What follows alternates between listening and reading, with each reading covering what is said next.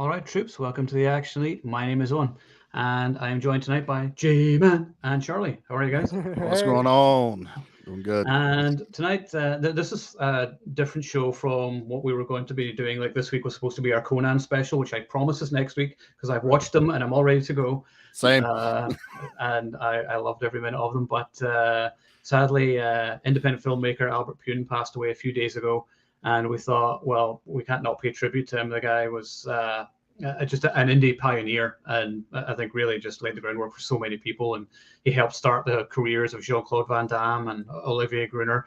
So we thought we'd just talk about some of our favorite films of his. I mean, he has something like 56 films, so we're not going to go into all of them tonight, but just some of the ones which we think are some of his best. And we just thought we'd pay tribute to him. So we'll start off. J-Man, when were you first introduced to Albert Pyun's movies? Yeah, so I'm looking at his. I'm actually checking out his filmography right now. So I own The Sword and the Sorcerer. I own about 10 of his movies right now, and I've seen probably like 15 or so. I'm trying to think of what's the first one. You know what? Cyborg. Same with me. Yeah, I think Cyborg. I saw Sword and the Sorcerer after the fact, and I just got the 4K of it. But Cyborg and Captain America were the first two that I seen, and it was for sure Cyborg first. And I saw Cyborg on a sleepover party at my buddy's place, and I was like, "Well, we got to rent this Van Damme thing. It just looked cool." And I remember that the my buddy and his brother were not into the movie. They were like one of these, and I'm like, "This is the greatest thing ever, man!" Like I couldn't believe it. And then we went in high school. I took law class in high school, and we went to downtown Toronto to the courthouse to watch some trials. And I snuck away from the courthouse because the teacher was a goof and didn't really pay attention. And I went to HMV and Sam. You guys know Sam. Oh yeah, I remember them. God, I miss them. Yeah. And I went in and I got Cyborg on VHS. I bought that. And I also bought Brain Donors, which is a comedy movie tribute to the Marx Brothers. But anyways, I got Cyborg and I was like, yeah. And then when we get around to it, I'll give you my Nemesis story, which I don't think I've ever given in public. I've never said this in public ever. I don't think, I may have told you privately. I've never said this because it involves some illegalness, and the statute of limitations is over on this, so I can now finally come out and you can tell the story now. You might as well. This is you have the con. I have the you have the con.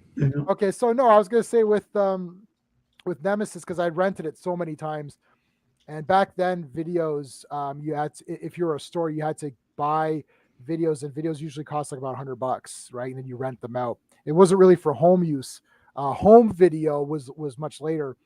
But my video store would sell copies of movies if the rentals started to kind of go down.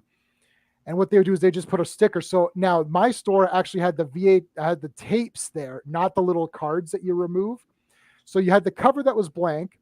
Then you had a bunch of copies of it behind it in clamshell boxes. So you'd grab that copy, take it, and rent it. So if the movie was for sale, they'd put a for sale sticker on the cover, and it would say like $14.99 or $9.99 or whatever. And I went to the guy and I rented Nemesis like so many times. I used the Nemesis soundtrack for the movies that I made in high school. We made our own action movies, as everyone did. They're on YouTube and they're pretty damn good compared to other people's movies that they were making when they were 15 and 16. We had effects, fighting, because I took martial arts. Send me the links. I'll post them in the article. I will find them. Yes. Yeah. We'll put them in the group. Okay. So basically, so Nemesis, I was like, dude, you got to sell me Nemesis. And he's like, oh, no, I can't. I was like, God damn. So then a friend of mine, it's like, who will remain nameless just in case. He's like, we'll call him Stephen. No. I didn't know these guys. This is a guy that you don't know. Oh, and you don't know. Okay. We'll call him Stephen. We'll call him Sean. You call him Stephen. We'll call him Seanin or something like it. Combined Sean and Stephen. Ston. It's Ston. We'll call him Ston.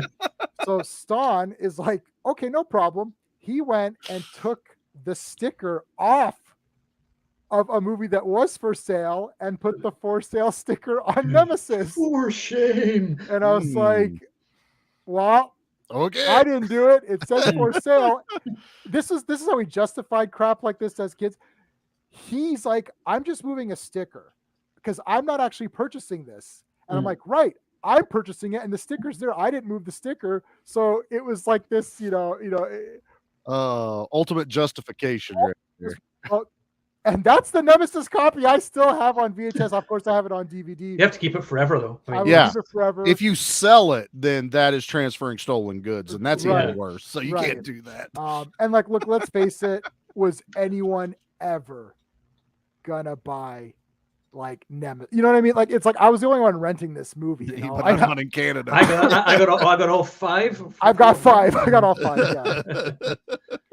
That store's out of business. Probably a lot of people. Hey, Grammatron. Hey, Grammatron. Yeah, that store is a goner. But I've got more Nemesis stories as we circle back. But we can go through the movies a bit. But anyway, Cyborg was the first one that I watched and got into. Of course, Captain America. I'm a superhero guy. I followed that whole production of that movie. I was super pumped to see it.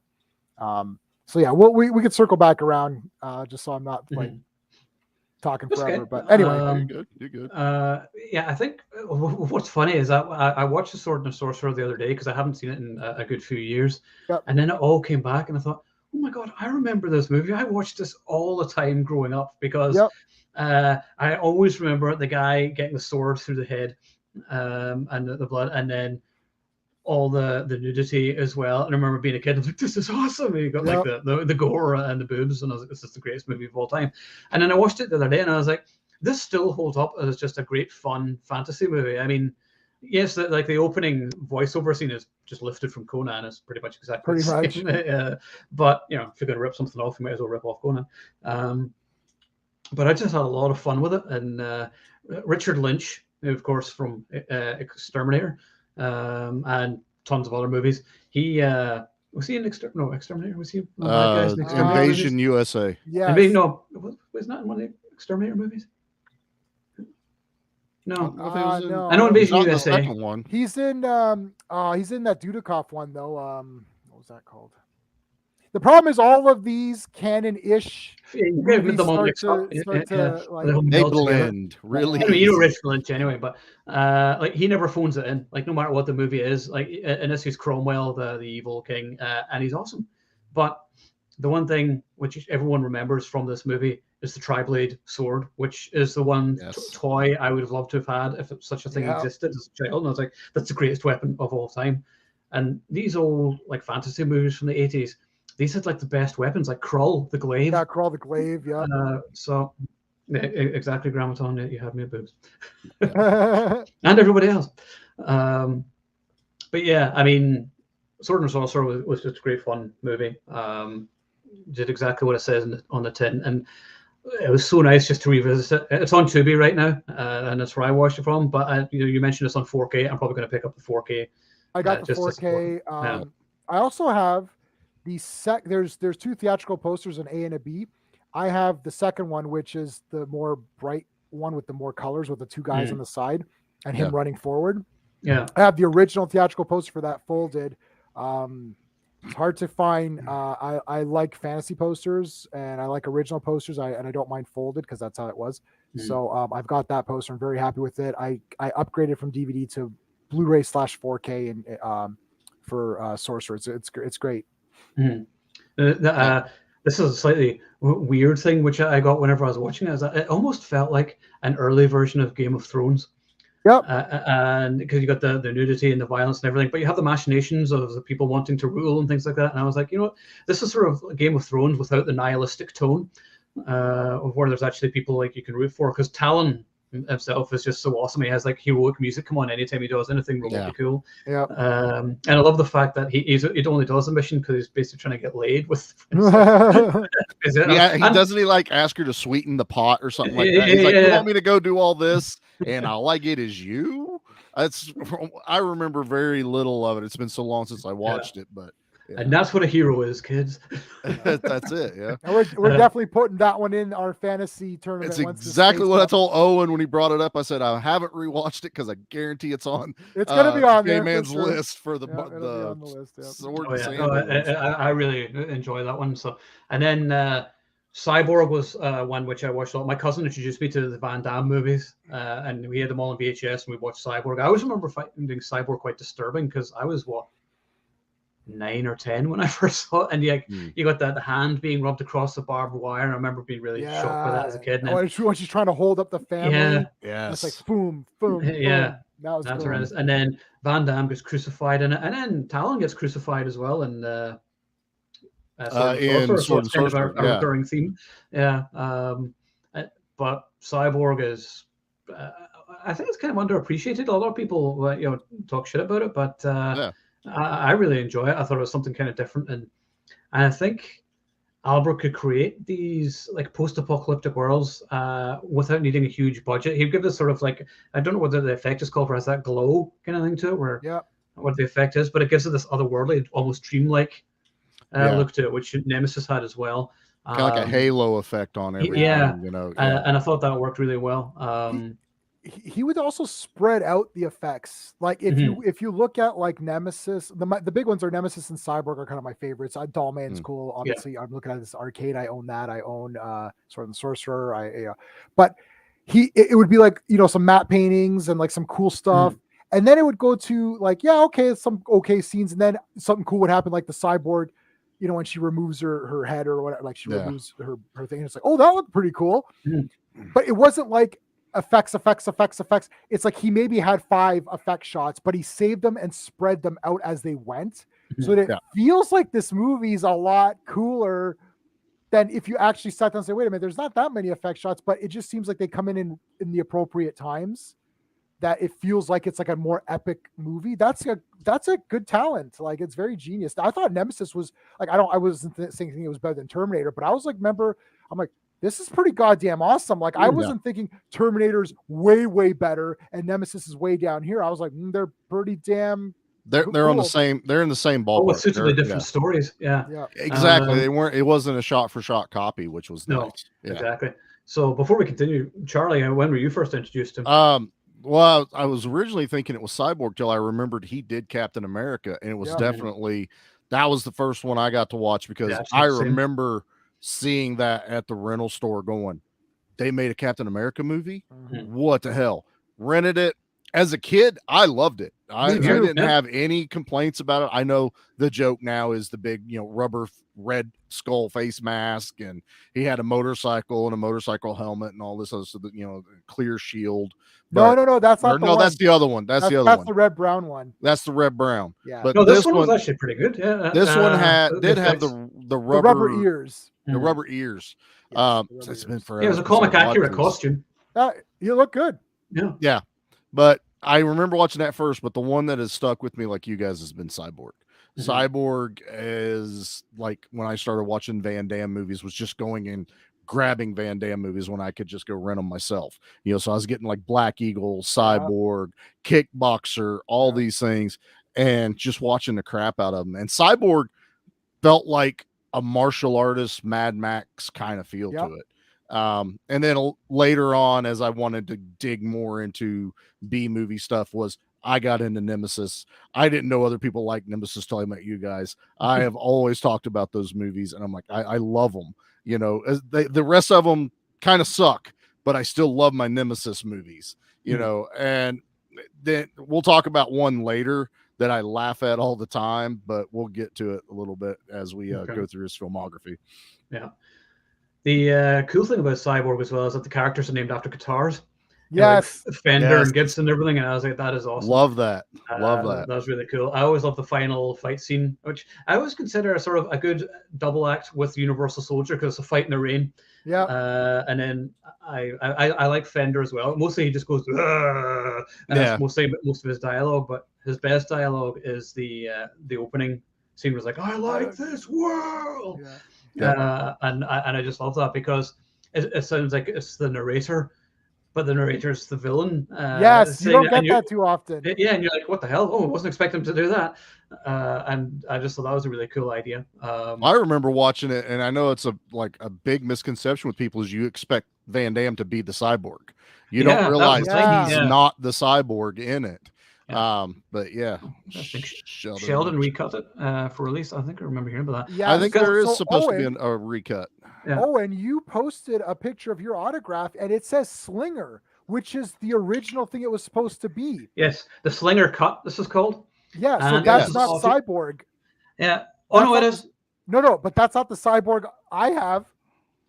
Oh no, I have different versions, but I got this. I ordered this from Albert's website a few years ago. Yeah, that's Albert's cut. Sheldon Lettich went back and recut the whole thing, and his voice, the narrator's voice, the bad guy, that's not his voice. They redubbed him because his voice was very high pitched, and they had to redub him. And like Sheldon Lettich was like, Van Damme, we got to fix this movie, because apparently at the test screening, everyone laughed at it. They're like, this is brutal. So they actually recut it. And I just saw Sheldon Lettich talking about that on another channel. And and I think it's in his book. So I don't know if anyone bought Sheldon's book. I have a PDF of it. PDF, so there you go. So it's in there. So I never have time to read anything these days. I was elected to read or lead, not to read. That's how this goes. Yeah, so Slinger, that version that you have, Owen, I've never seen that. That's the recut version that he originally conceived as Slinger. It says there. So and it says, "Thank you, Owen. All the best, Albert." So I will you should watch that and watch the other one, because I've got the Blu-ray of the. Oh, I have. So I've done a comparison of them both on. Oh, did you do a comparison? Yeah. So anyone doesn't know, theactionelite.com. I posted the links to our respective channels and or sites is in the chat, so you guys can check these out. All those movies had the Boris Leo style. It wasn't Boris. I'm a big time super artist nerd, but it's that kind of. It's Boris-ish, yes. Yeah. I can't remember how long ago I actually got this Blu-ray. I remember watching this version, and I do prefer the theatrical version, because the way this one ends, I was sort of like, what? Who the hell is this? What? So I need to watch it again and pay more attention. I haven't watched that cut, so it'd be interesting to I got to compare them. Yeah. Oh, we'll do a movie day at some point soon, and I'll come over yours or whatever. We'll watch it. It'll be one without Ed, because it's not an Ed movie. Not yet. But what else was saying? Yeah, Cyborg was definitely one of the first ones I saw. Really, Branscombe Richmond. He did the voice. I did not know that. You're real, actually, Alex. There you go. Yeah. So, Vincent Klein, I think was his name, wasn't he? He played Fender. And got his eye cut. Yeah. And sued Van Damme. So that's right. Yeah. And walk it off, buddy. Walk it off. Yeah.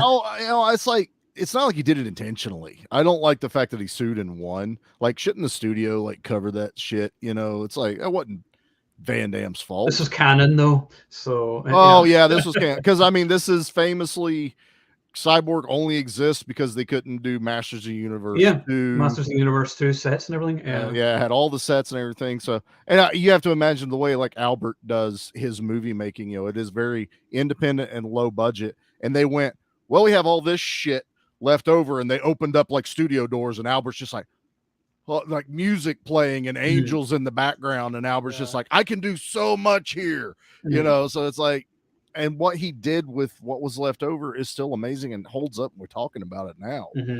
I know it's what he's most known for most people that saw his name when it came up, but whenever you go through his filmography, man, you're just like, oh yeah, he did that. Oh yeah, he did that. It's did more than Cyborg and Nemesis. Did anybody ever hear the rejected score to Cyborg? No, not on YouTube. Oh, right? yeah. It's supposed to be more rock and rolly. Right? Yeah, it's got this epic electric guitar theme. See the build up; it is so awesome. I was like, this needs to play anytime I walk into a room. It is so awesome, and I understand it doesn't work with the movie. When you watch it, you're sort of like, it's an epic sort of heroic theme, but it doesn't work with this movie. The music they actually used for the movie, I think, was more suitable because it's more understated and quiet and dark. Because the story it's a dark story, super freaking dark story, and it's super violent and everything too. But with a lot of Western themes and stuff like that going on into it. So but so Cyborg is definitely one of his better known ones. I really enjoy that. Does anybody remember Blast with Lyndon Ashby? No, I like Lyndon Ashby, but no. Yes, so Johnny Cage did a Die Hard type movie, and Andrew Devoff is the villain. Oh man, he's awesome. Wishmaster himself, he's always a great villain. I watched this a few months ago, and it's very entertaining as well. It's not one of the greatest Die Hard clones, but it's fun. And Lyndon Ashby is Johnny Cage, so what's he's not to awesome. like? Yeah. So that's a good one. This is where you fall down. Yeah. Exactly. Great stuff. And another movie which was screwed with by the studio, and poor Albert, this happened all the time, where he kept getting interference with a lot of his movies and whatever. But there was Ticker with Steven Seagal, which isn't a great movie, but there is a cut by Albert apparently somewhere. I remember someone mentioned, whoever you are, you can comment or whatever, let me know. I can't remember who it was. It's a few years ago, but there is like an alternate cut, an Albert Pyun cut, kind of like what they did with Cyborg. I don't think I've seen that. The Ticker itself isn't great. I think Dennis Hopper was in it, doing a terrible Irish accent. It's got Tom Sizemore. Yep. Dennis Hopper is in it. Yep. Jamie Presley. Like a bomb movie or something like that. Yeah. Ice-T is in it. Wow. Oh yeah, it's a hell of a cast. Yeah. And then of course, I don't know if anyone's seen Heat Seeker with Gary Daniels. That was the one I was going to talk about. Over to you. Go ahead. That is, if you want to explain what Heat Seeker is, it's you take Kickboxer and Nemesis and you go, here, I like these kind of movies, and these, not even a baby, this is its bastard child. That it's a horrible movie, but I can't help but smile every time I see it. And I'm just like, I shouldn't enjoy it, but because of now I know his movie making style, and he did Kickboxer 2 with Sasha Mitchell, and I think some reason he didn't do 3, but he did 4. Yeah, he did 2 and 4. Yeah, he did 2 and 4, and I'm a huge Sasha Mitchell fan anyway. Yeah. So I always loved that, and then I started watching the Nemesis movies, and then Heat Seeker I found, and I was the cover looks badass. The cover you're almost thinking it's a Nemesis like in that universe. It's not. He just likes that style, and it is a kickboxer that has to fight cyborgs, and that's all you need to know. Yeah. Boom. It's just hilarious. It's okay. Kickboxer, he did it. Cyborg, he did it. Nemesis, he did it with robots.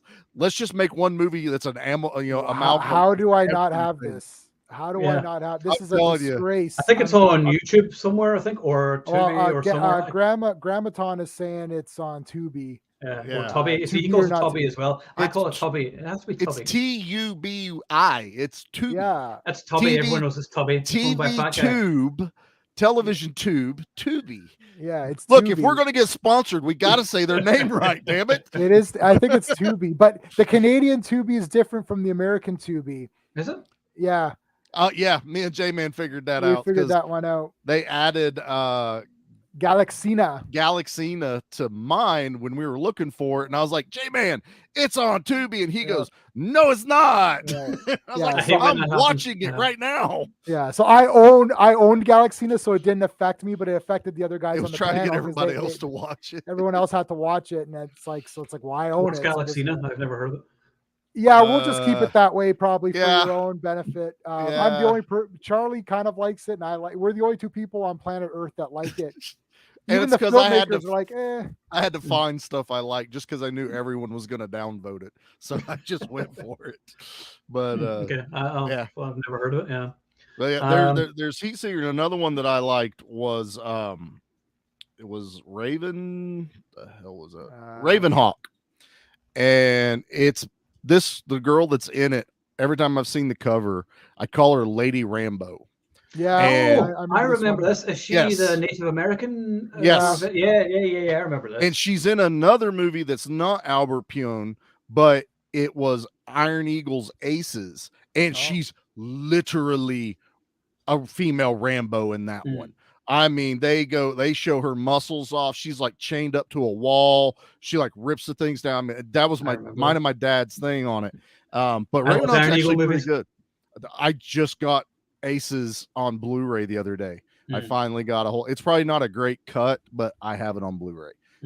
I love where they get the old timers in the planes and they go back on the mission. Is that the third one, Aces? Third one, Aces. Yes, I think that's maybe my favorite one. I love that one. Yeah. 1 and 2 are on HBO right now, which is where I watch those, which are stupid hard to find on Blu-ray. So I got 3 because I love it. I love everything about it. But no, Ravenhawk is a really good action movie, female led. I mean, she kills it. I mean, you think she's the same one from, I think, Nemesis 4. Is it 4 with the female Nemesis? But it's not. It's a totally different actress that does number 4. But I have all the Nemesis films on Blu-ray and set, but I haven't watched any of the sequels. I've only ever seen the first one. That's my confession. I've still got to sit down and watch them all at some point. I've seen them all, but not recently. I've got lots of Nemesis stories whenever you're ready for Go for it. Go for it. We were talking about it. It's a segue. It's a segue. Yeah. So Nemesis, okay.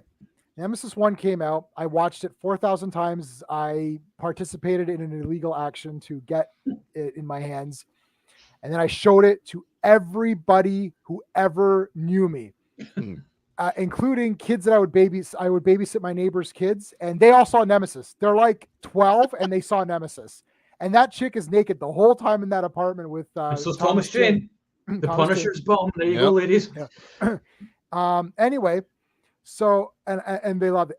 Nemesis 2 came out. So and these kids who I babysat are my neighbors. Like we kind of, they grew up with me as their guy who showed the movies, because they would come all the time. So then anyway, they were older. And Nemesis 2 came out and I went and rented it. And I literally said, guys, I got Nemesis 2. So we sat together and they're whatever years now passed. So we're like, okay, we're all going to watch Nemesis 2 together. I don't even pre-watch stuff when I show kids. I'm like, it's fine. So we're watching Bill's Nemesis character. 2. Yeah, exactly. So we're watching Nemesis 2 and I'm like, this is awful.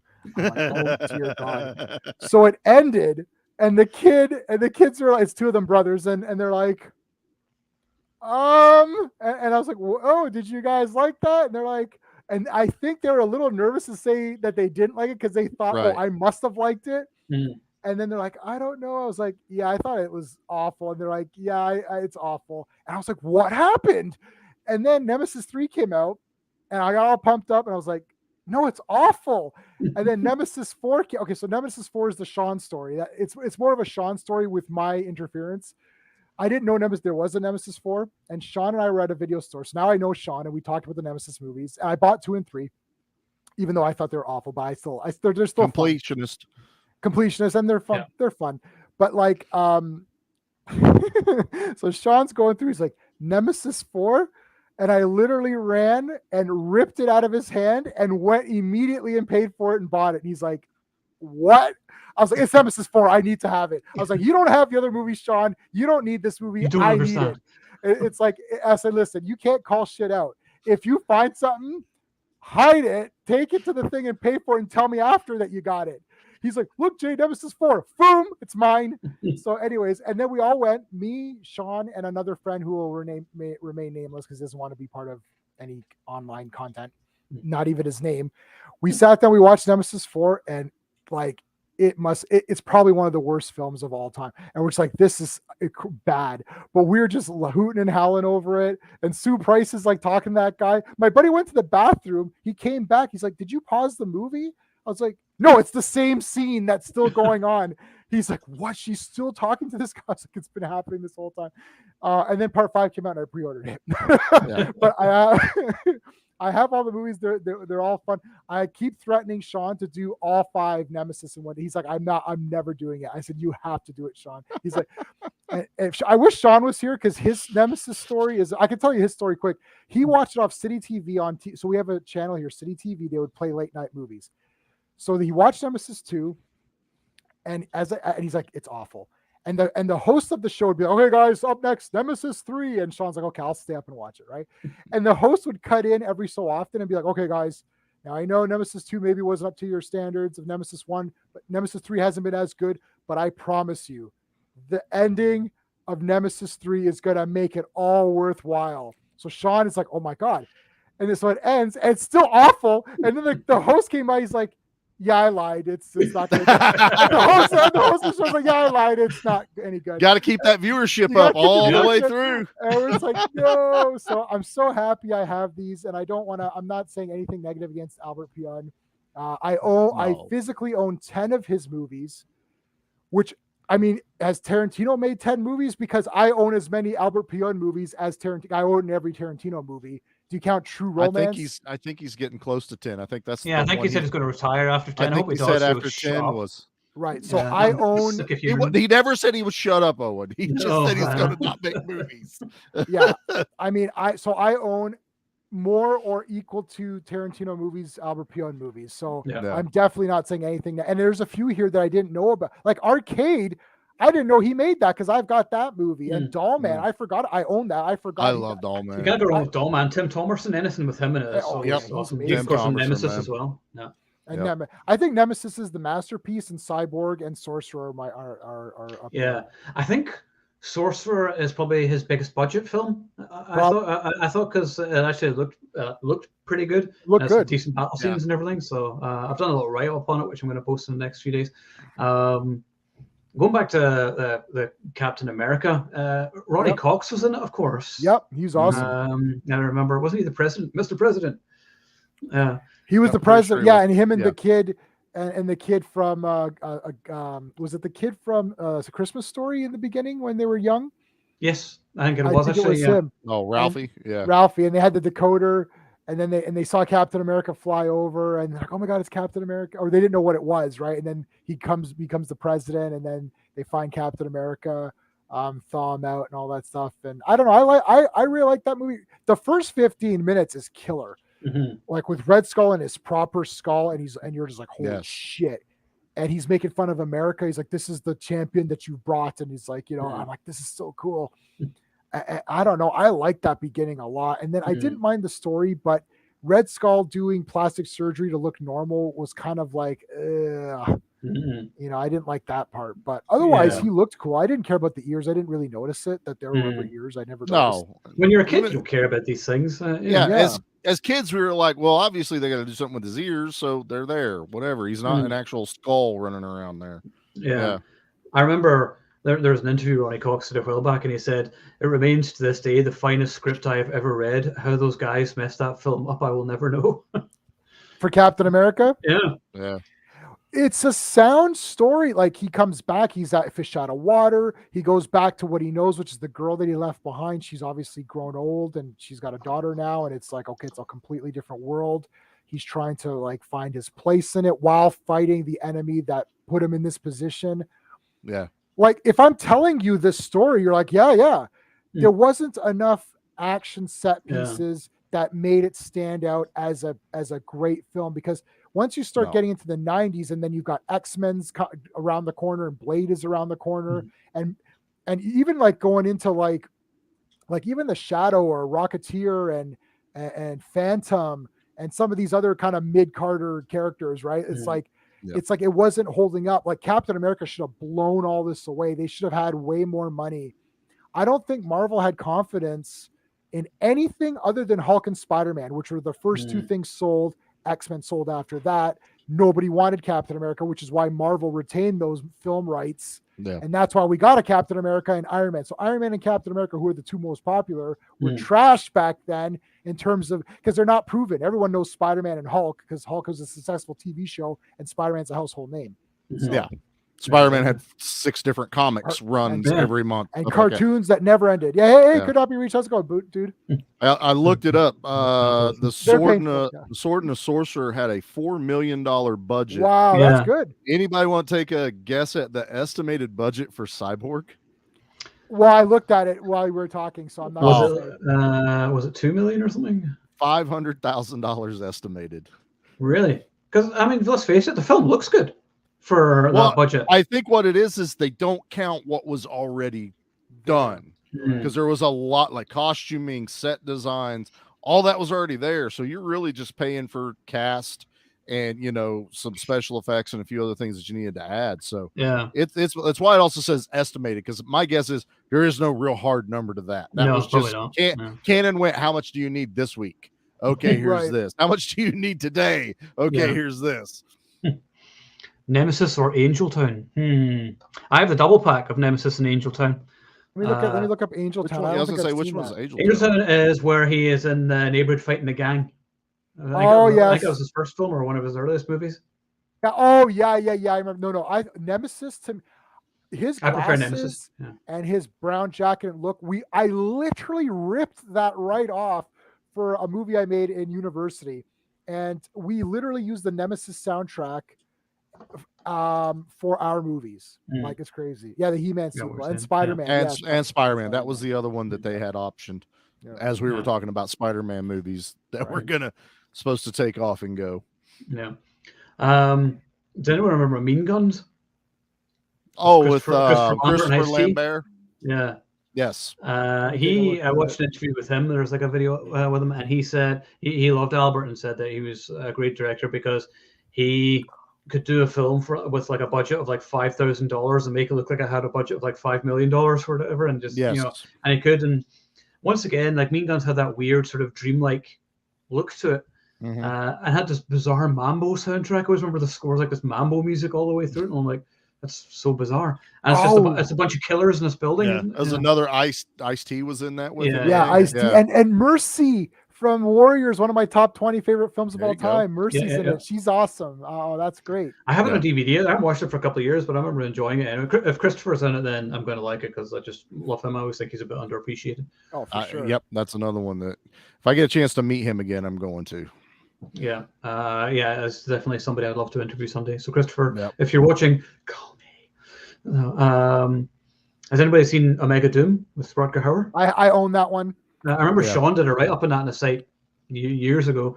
I saw it a long time ago, but I can't remember. I think it's I probably rented it. That's how long ago I watched it on VHS. You know, I think it came with Blind Fury, but I'm not 100% sure. But I can check while we're on here. It was a double pack on the Blu-ray. It's Blind Fury and Omega Doom, or it's Omega Doom and something else. Maybe Split Second. No, it's not Split Second. Split Second was good. I love Split Second. We should do some more Rutger Hauer films at some point. Yeah.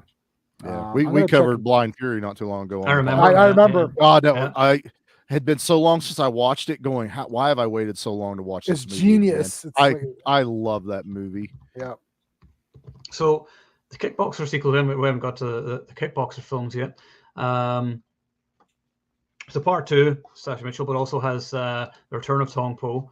Tong Po comes back. Yeah, but also you got Matthias Hughes in there as well, and he is a staple for any decent action movie during the 80s and 90s, mostly 90s, I think. But yeah, I haven't watched the Kickboxer sequels for a couple of years, but I remember 2 is pretty good. I remember 2 is really well done. I really enjoy 2. Yeah, I remember I hated the way that they sort of got rid of the Van Damme's character and sort of like, they're killed in like the opening credits or whatever, and I'm like, no. That's the only crappy part because the Tong Po shoots him. You know, he's so dishonored by everything. And then all of a sudden, the way he can get his honor back is by defeating Sasha Mitchell, the younger brother now.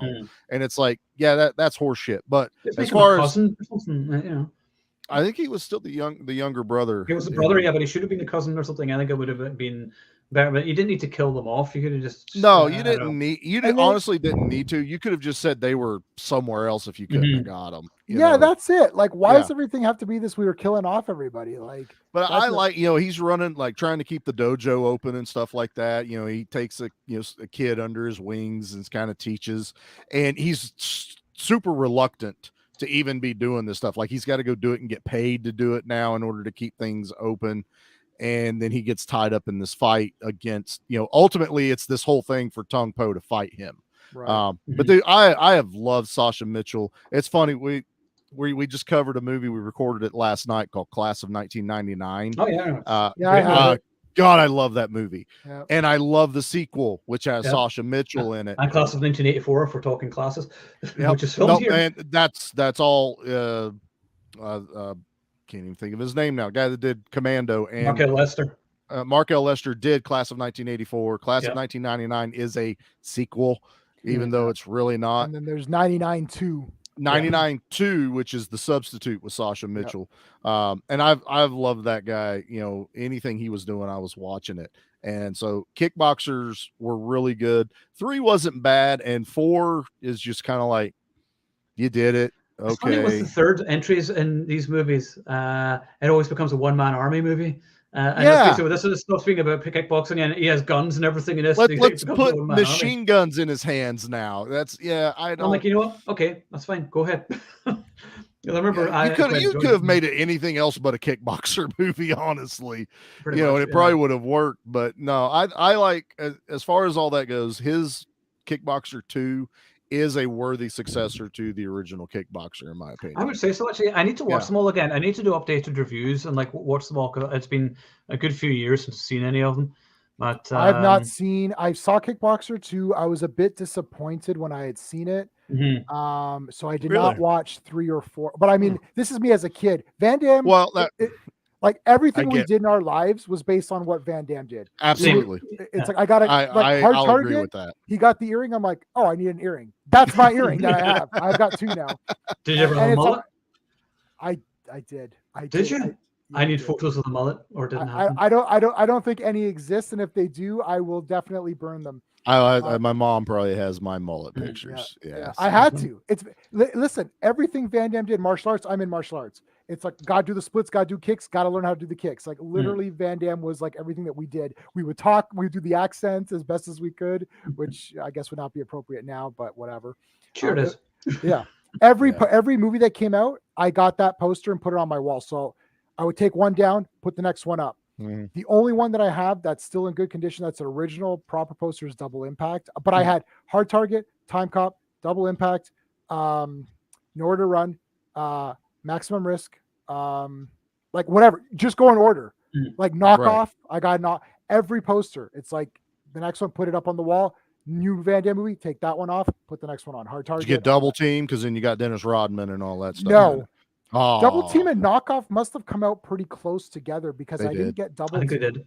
They did, right? Because I had Knockoff, but not Double Team. But I didn't want Dennis Rodman on. I like Double Team, but I don't know. Dennis Rodman was like, yeah.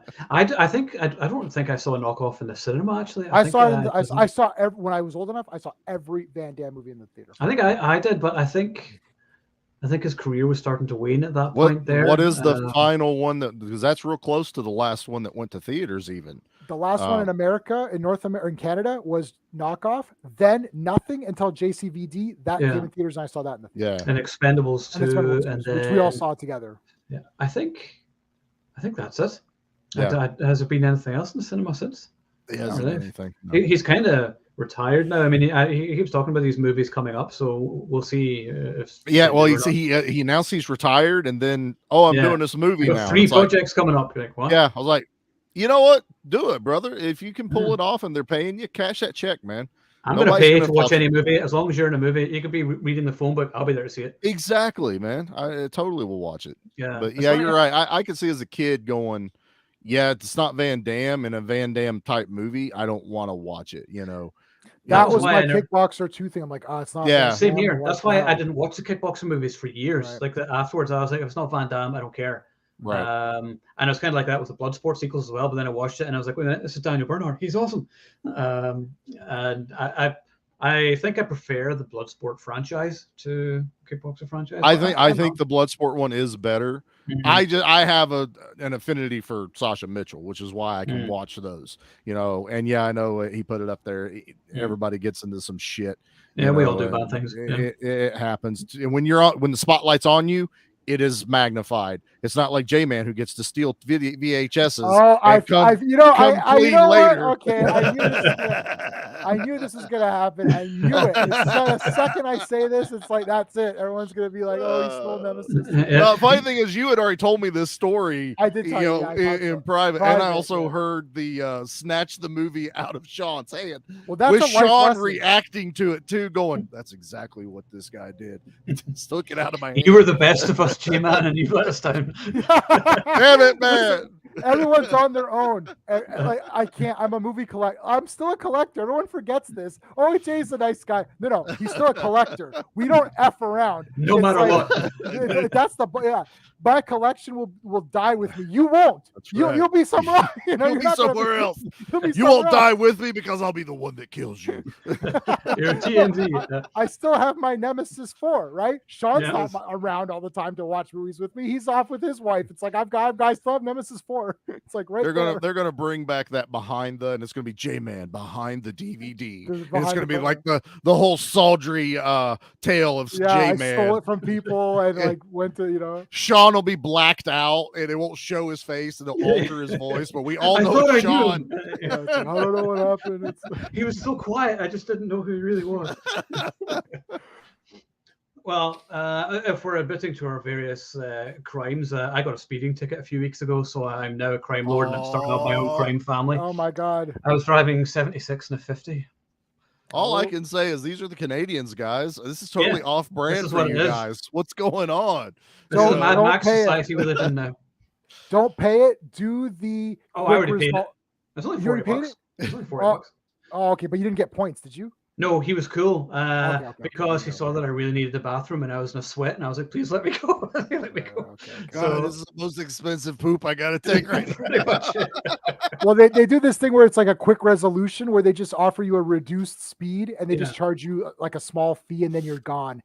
But they usually don't offer it to you right away. They usually just say, here's the thing. And then you got to kind of figure that out on your own. I've been in 4 million accidents. None of them are my fault. I've been hit every side of my car. Some sides more than once. Like people have backed into me, hit me from behind, hit me from both sides. I had a guy run me off the highway into a ditch. I had to call the cops and everything, and there's an investigation. It's crazy. I've been like, it was just a sticker switch. That's it. Victimless crime, baby. That's where it all started. Listen, everyone here is pirates. You've all pirated. Anyway, we're kind of going off on various tangents here and talking about our life of crime. How many people? It's what we do. Would you? What have I done?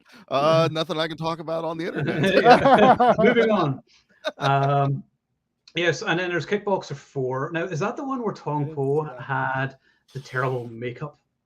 There's one where like it just looks like a guy wearing makeup. I need to look away. This is annoying me. You gotta look that up. It actually there was one where it didn't even look like it was him. Yeah, it was a different actor playing him.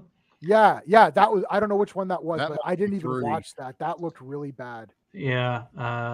Is it this one? I don't know. Yeah, I think it's 4. Yeah, I think Kamal Krifa. Yeah. Oh God, yeah. It looks like he has foundation actually built up off of his face. Yeah, it was terrible. But because I remember once Albert shared my review for it on his Facebook page once a few years ago, and I think I gave it like 3 stars or 3.5 stars. I liked the movie, but I remember seeing the makeup. But once again, he was saying there was budget restrictions on it and things like that. I was like, these things happen, but I still enjoy it. And Kickboxer 5, of course, had Mark Dacascos, and that was good as well. But that wasn't Albert Pyun. Yeah, it wasn't Albert. So in Kickboxer 4, so did you just find out? Is it a different actor who? Yeah, it's a different actor playing Tong Po. Yeah. Yeah, that's brutal. Yeah. So. Because it's normally Michel Kisi or Mohamed Kisi, isn't it? Mm-hmm. I'm actually friends with him on Facebook, so I think that requires an interview. I think soon, guys. So usually does, yeah. So that would be quite interesting. So did you guys hear about? I was doing research about Albert earlier, just depending on what we talked about, and I had never seen Alien from L.A. It's on my list now to watch, but the movie after it, Journey to the Center of the Earth. You guys ever read up on what happened with that movie? Like, he's uncredited, but he directed 3/4 of the movie. Really? So someone else started this movie, got fired, brought in Albert, and then the studio finally said, F it, and took Albert's sequel that he was working on for Alien from LA and mixed it into Journey to the Center of the Earth. Wow. Like, just hacked it up. Happened to him. He kept getting screwed over by everybody all the time. Which is why he took his name off of it. The original director has been denounced the entire thing. And it really bothered Albert for a long time that they did that because he was working on the sequel. Like, I think Kathy Ireland's in the first one, I read. Alien LA, all of a sudden she's in Journey to the Center of the Earth. And they just explain it as female alien or something. But it's all these like chopped up scenes from a movie he was actually trying to get done. And just went, okay, it's all out there just to something about contracts. The studio didn't give a shit. They just had to put a movie out and it, fulfilled the contract. But I was like, man, I want to know more. Like, I want to try and find if there's like an actual interview with Albert talking about it because it just sounds insane to take someone's movie and go, yeah, F it. We're just going to chop it up and put it in this other one. And it happens a lot, or it used to happen a lot anyway back in the day. So just look up the Robo Vampire movies. Oh my God. But I feel like sometimes they just did that on purpose, or they would cut up a movie that already came out and would intersperse it into their movies. Right. But to actually just take something from someone that they were working on and just be like, yeah, we know you're doing a sequel, but now you're going to direct this, and we're going to take that movie too. It's ours anyway. And it's like, that sucks. Yeah, that's bullshit. Yeah, and that just seemed to happen to them. They just got screwed over. Do you remember Radioactive Dreams? See, I haven't seen that, and actually I was reading on that, and I want to. Yeah, it started Michael Dudikoff and Dean Stockwell, I think was that. Yeah. John Stockwell. Yeah. John Stockwell. Yeah, I have seen it, but it was a long time ago. I haven't seen it for a long time. I miss her reading.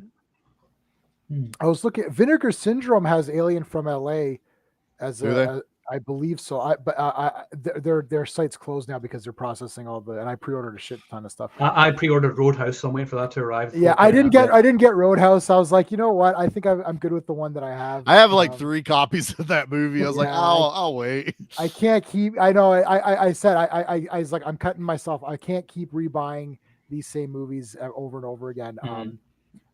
But I didn't get Alien from LA, but it is on there, and I can't check now, but I'm pretty sure that was on there. So I'm wondering if they have a thing on it, because Vinegar Syndrome usually goes all out and give you a lot of. They'll give like documentaries and stuff. I love watching their things. They're my 2 favorites are Vinegar Syndrome and 88 Films. 88 Films are great. I think they're a UK based company, but I just got Righting Wrongs a few weeks ago, and I watched that the other day with Ewan Bew and Cynthia Rothrock. And it's a fantastic movie, but it's got like great fight scenes and everything, and 96 minutes long. Electric guitar music, Cynthia Rothrock kicking ass. I think it's probably her best film. I think it's one of her best films. So stay tuned for my review for that coming soon. It's all written out. So we haven't talked about one particular movie. I'm curious if you guys have seen. I haven't seen it in probably forever, or since it came out. Brain Smasher. Yeah, I remember that. I watched it when it came out. I loved Andrew Dice Clay, but Andrew Dice Clay, man. Ford Fairlane is one of my favorite movies. I quote a lot. And that's the one that overshadows Brain Smasher. Like everyone remembers Ford Fairlane. Yeah, but Brain Smasher is just this insane comedy, ninjas, all this crap. It's Albert Pyun, man. It's like, I have an idea. Let's put it in the movie. I have this other idea. Let's put that in the movie too. Right. And sometimes it works really, really well. Sometimes it doesn't, but anything that's got Andrew Dice Clay in it, I need to revisit that movie. I didn't know if we were going to, he does a lot of action and a lot of sci-fi, but he did comedy / action-y kind of thing. But yeah, anything with Andrew Dice Clay, that deserves a watch. I remember he had been working on a new Kickboxer movie a few years ago. I heard that. Remember that? Yeah. And then it just never happened. And he just kept getting screwed over. So annoying. It was like the amount of shit that gets released in cinemas. And then this guy always had these cool ideas for stories and whatever that never came out. It was really unfair. He had, for something else I was reading, like right after he was passed, he had a treatment for Delta Force 2. Like he was like the original one that was supposedly going to be doing the sequel, and they didn't use his. So somewhere there's an Albert Pyun Delta Force movie written. I was like, I would pay a lot of money to see that, or even read it. I think it would be amazing. And I love Delta Force 2. Delta Force 2 is my favorite one. So. I love Delta Force 2. Billy Drago. Yeah. If you listen to the Billy podcast, villain. You'll hear that name come up a lot because I am always about Billy Drago. He is cool. He was awesome. There's another one we lost. Was it last year he passed away, I think? A couple years ago. I think it was 2019 or something like that. Yeah. As far as I'm concerned, it's still March 2020. It's just we're stuck in that loop forever. Time is a construct, boys. It does not mean anything. It's just that's the way it feels. Christmas is tomorrow. I don't know. It's just it makes no sense anymore. Oh, I know. What other movies are there from the Deceit? Adrenaline, Fear the Rush. That was good. I've got that on Blu-ray. I don't think I've seen that one. Yes, Christopher Lambert, I think again. Oh yeah, Christophe Lambert, however you pronounce it. I as a child, I call him Christopher Lambert, so that's what I will always call him. That's what we always grew up calling him. Then you would hear French. him say it, and you're like, "Wow, that's not how I've been saying it." Yeah, no, it's Lambert. Yeah, that's your name. You're wrong. I'll tell you your name. Yeah. As someone with a weirdly spelled name, I'll say it. That's right. So, Tasha, we got Andrew Divoff in this one. Wow, pretty good. Well, The Interrogation of Cheryl Cooper. He was named Best Director at the Polygrind International Film Festival in 2014. God, he was actually approached to direct Total Recall. Was approached to direct a remake of The Killer in 1994. That wouldn't have been bad. Could have seen him take on that. What about Arcade? Did you guys like that? It's Full Moon. I mean, it's a Full Moon 3D. I don't know if I've seen it. I threw it on Tubi the other day just as background. Yeah, it's and brutal, it really wasn't catching my attention, but I did watch the final like battle scene with the game boss at the end, and I'm like, it's kind of neat. I was like, they went for it. It's not like they held back. They went for it, and I could hear the dialogue, and I was giggling at the dialogue, and I can't tell you what they were saying. I was just like, wow, that's funny, and kept working. But I was like, I don't know if I want to try and watch it, like sit down and seriously watch it. Well, I don't know if I want Ralphie's to give it that kind of time. Again? I was trying to figure out, it was that him. It's Ralphie for sure on that one. Peter Billingsley, I think that's his name. What's his name? Is it Seth? I think Seth Green. Or it was one of his early roles. Yeah. Seth Green. Yeah, I'm looking at that. And then of course Q, John Delancey from we know him as Q from Star Trek. Yeah, he's in it.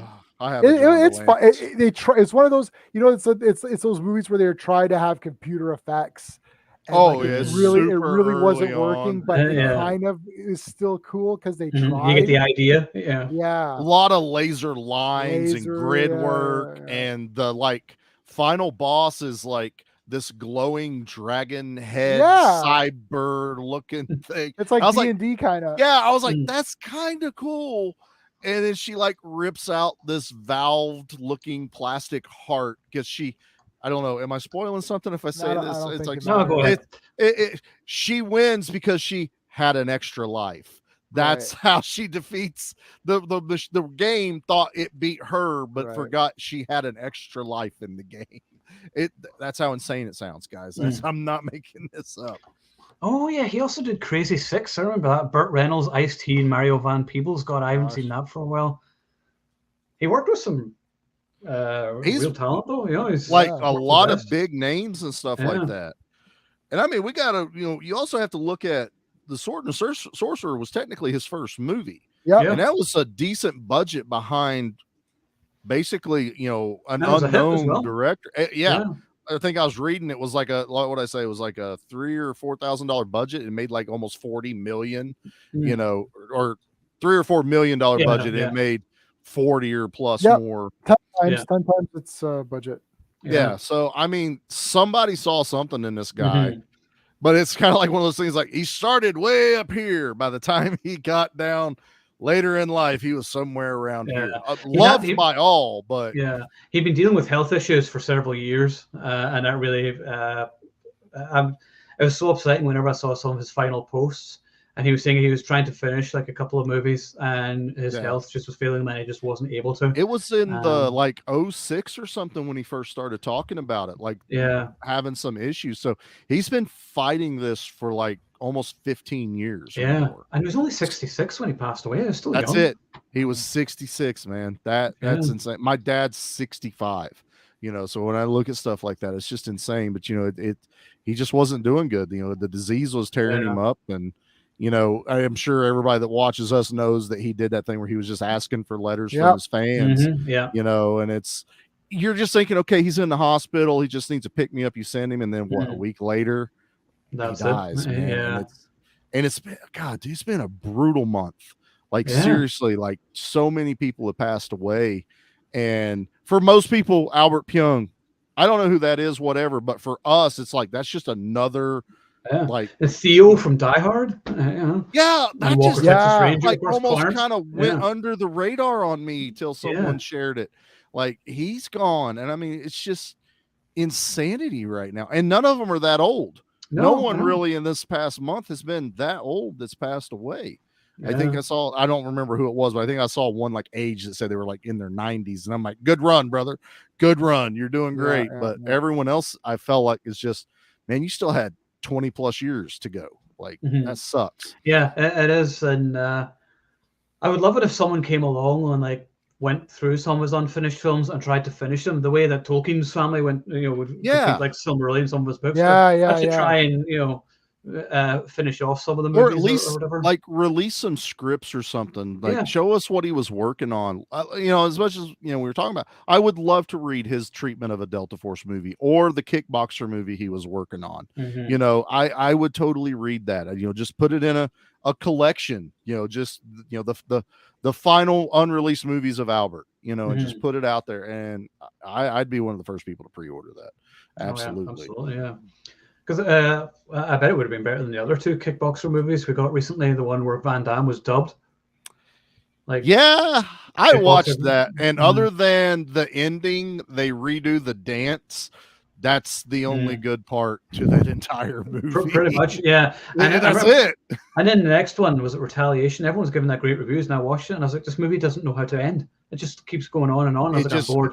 Yeah, it was monotonous.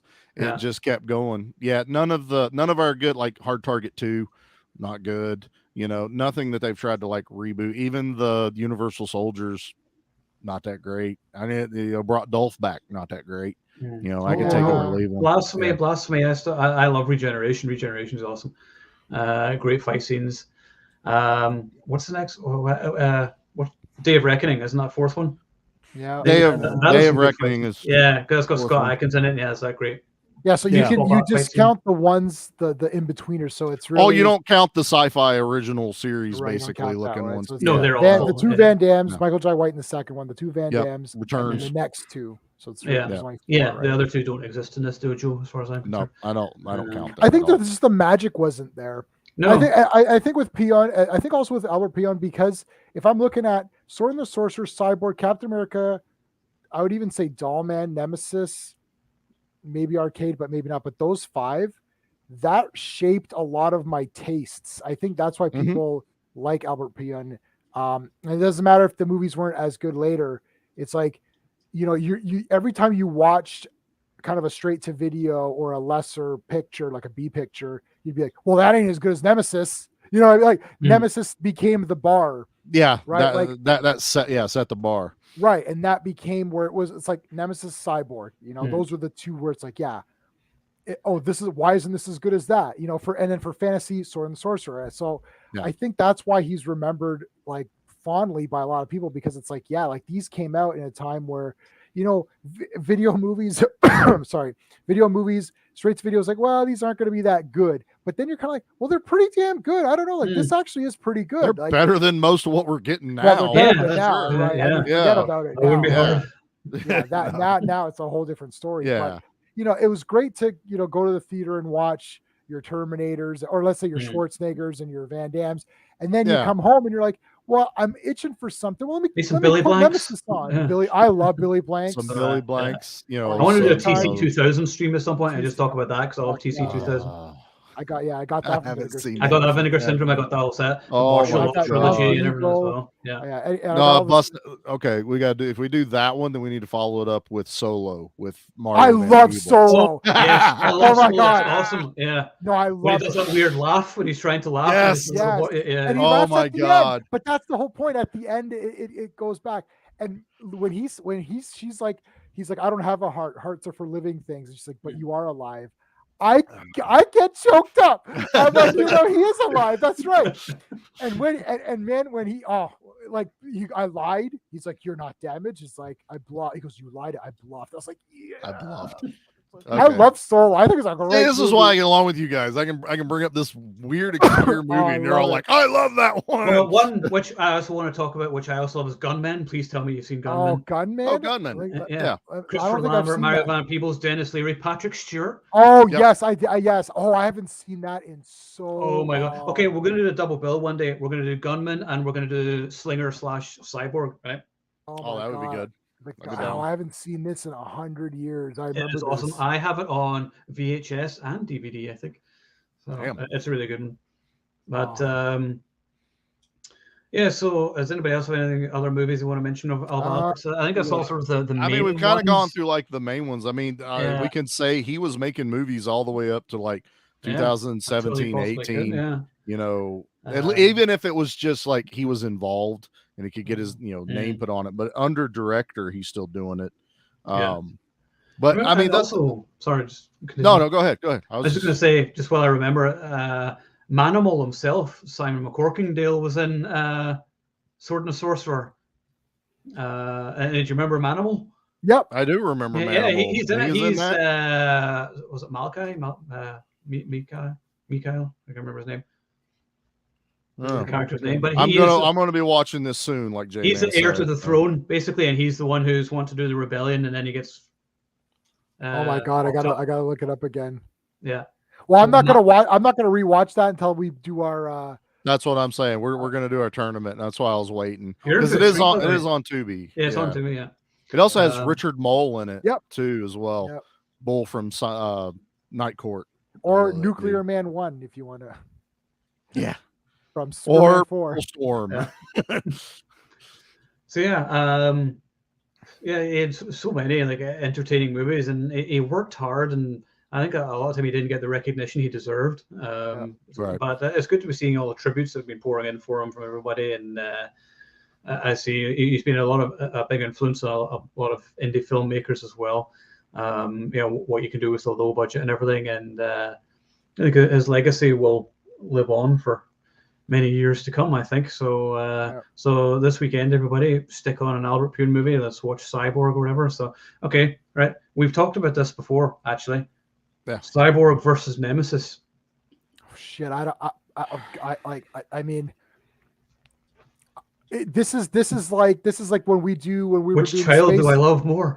Exactly. Yeah. Which one do I go back in the burning building and save? You have two DVDs in opposite sides of the house, J-Man, and you can only have time to save one. I do have an answer. It's a cop-out answer. The cop-out answer is Nemesis. Let it burn. I'll rebuy them both. No. The cop-out answer is Nemesis, because Van Damme has so many great films, which I love more than Cyborg. Cyborg is one of many great Van Damme films. Yeah. Nemesis, I think, is the king of this genre, of this low-budget genre.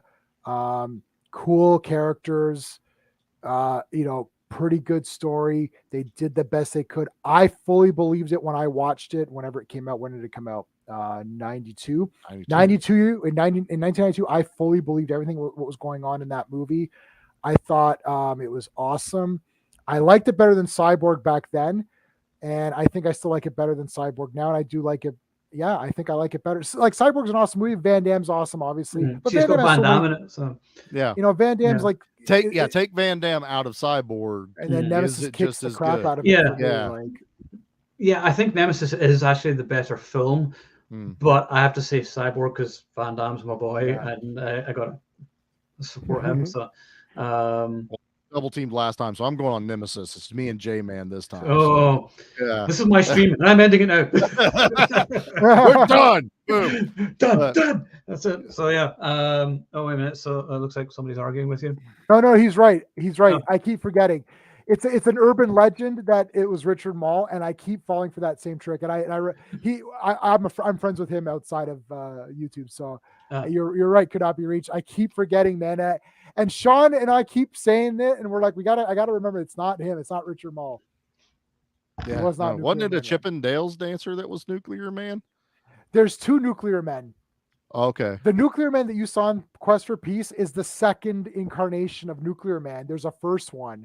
It explains all the plot holes. Because, like, how does Nuclear Man know who his girlfriend is? How does he know where this guy's? How does he know where Lex Luthor lives? Because there was a one before that Superman defeated, and he blew up, and then he made another one who had those memories. So Quest for Peace is like destroyed. Like, I haven't gone back to that one in a long time. That's the canon one, right? Yeah. I've been wanting to do a stream doing the Superman movies, which we'll do. So probably in the new year now. Because next week we're doing. I know we're doing Conan next, because I'm already next week is Conan. I am emotionally prepared for Conan. It was supposed to be this week, but we couldn't let Albert pass and not do a stream on him. I mean, it's a huge influence for me. So we'll be doing Conan next week, and then I actually want to do one a little different, where I think I mentioned before, where we're ranking the Die Hard villains. Because it's Christmas, I want to do some Christmas ones. So we're going to do ranking the Die Hard villains, and then the week after I want to do I Come in Peace, which is a Christmas action movie. Oh, I love that movie. So do I. I love that movie. A Dark Angel. It will always be I Come in Peace. It will always be Dark Angel's a TV show with Jessica Alba. Exactly.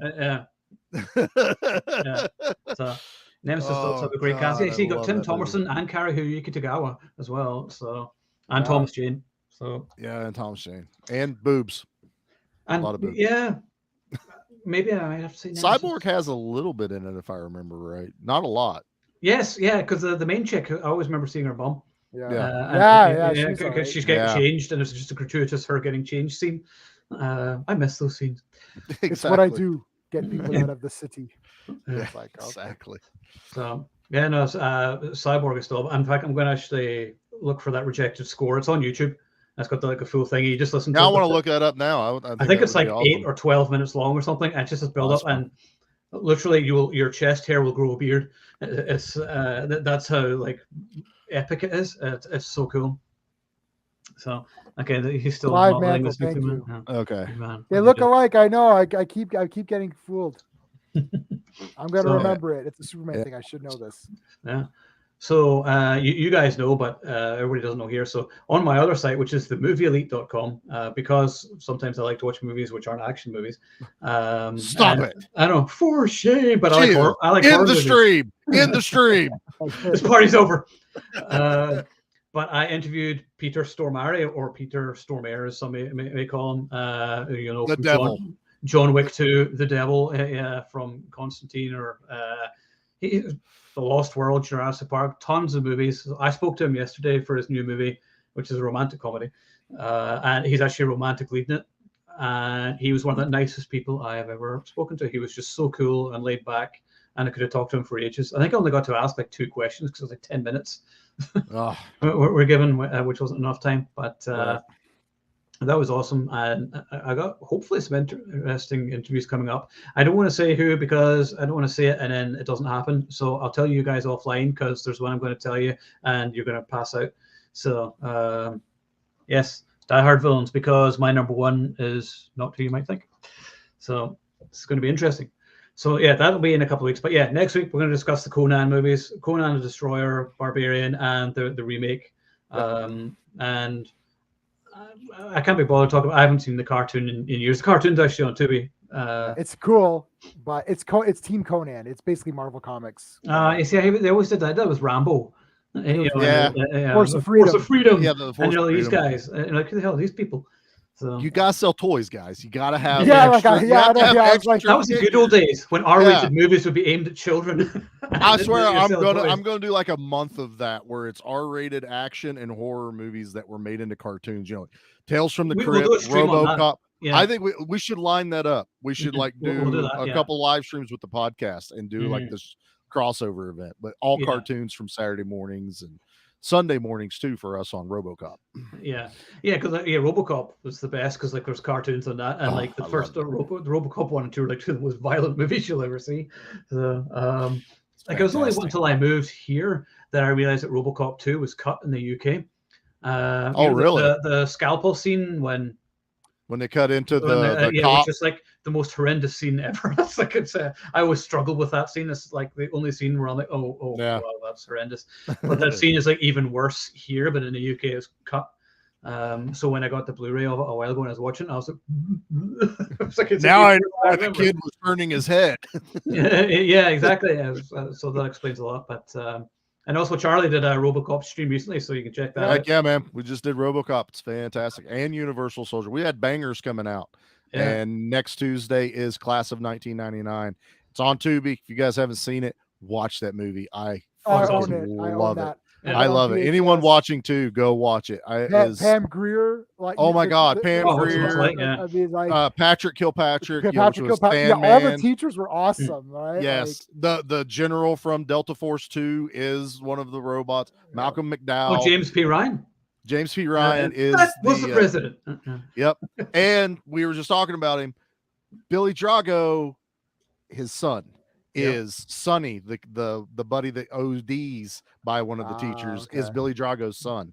And I kept watching it going, why does this kid look familiar? Like, I see it. And I would look it up, and he's got a different last name until I scrolled down IMDb, and it went, also his father was Billy Drago. And I'm like, that was it. That's the face I keep seeing in certain scenes. So it was awesome. But that comes out Tuesday. Okay. What do you got coming up, J-Man? Tomorrow we're seeing Violent Night. So yes. No stream tomorrow. Yeah. But Saturday Friday we are back in our space opera versus tournament. So Charlie will be there, Stephen and Sean, and we're doing Krull versus Space Hunter: Adventures in the Forbidden Zone 3D. Two childhood favorites that I had on VHS, neither of which I stole. I purchased those with my hard-earned allowance. We believe you, Jay, man. Which my mom would just give me for doing nothing because my room was never clean. But in between you stealing videos. Yeah, that's right. It did keep me from stealing, though. So we're doing those two. One of those is going to win. I'm going to cry no matter which one loses, but I love one of them maybe a bit more, and that's how it goes. So that'll be this Friday. So we might do a little cheeky stream on Sunday if we can fit it in at some point. Sure. And we want to talk Violent Night because I have to talk about that. That is my most anticipated movie for the rest of the year. That's mine. I'm already calling it my second favorite movie, and I haven't watched it yet. I hope so. Like I'm not even interested in seeing Avatar unless I get a press screening for it. But I'm not paying. I'll be seeing that. Yeah. Yep. I'm not going to spend the money. I'll wait till it's streaming and I'll watch it. Oh, you gotta do IMAX 3D, man. It's Avatar. Maybe. We'll see. If I don't get a press screening, I probably will because I do need to review it. I guess. So if anybody cares, I'll wait and see what you guys. That's what I do. I wait to see what you guys say, and then I'll decide if I'm going to watch it. And then let all the abuse come in, which usually does. You don't know what you're talking about. This movie's great, or this movie sucks. You're an idiot. Fuck you. I'm like, okay. See how many times J-Man turns green talking about it. That's no. No, Avatar is an original concept, so I can't get angry. I could just rate the movie. Okay. I don't know if it's an original concept, but that's true too. Well, no movie's original anyways. No, really. Like Santa Claus fighting guys is not original. What'd we call it last week, J-Man? Was it Avatar 2 Cruise Control or something like that? Because it's on the water. That's what we were joking around. Somebody said Cruise Control. Like, Cruise Control. That's what we're gonna call it from now on. Then I love that. That was awesome. Yeah. Then we could maybe do a chat about that and compare it to the first one, whatever. It's something a little different. So we'll see. But next week, definitely Conan. Conan is happening. It's happening. Nobody's going to stop us this time. So does anybody else have anything else you want to say about Albert, or have we covered all of it? It's a shame we lost him so early, and it sucks. And on top of everything else that's happened, and as we should all be like, if you're having issues this, holiday season, talk to somebody. We've lost one too many because of mental illness and stuff like that. So you can either be an illness or an illness we can't see. So get help if you can. We're losing people way too fast. It sucks. Yeah. Amen. All right, guys. Well, thank you all for tuning in, and we will see you next week. And rest in peace, Albert Pyun. You will not be forgotten. And remember, everybody, if you're watching, you are the Action League.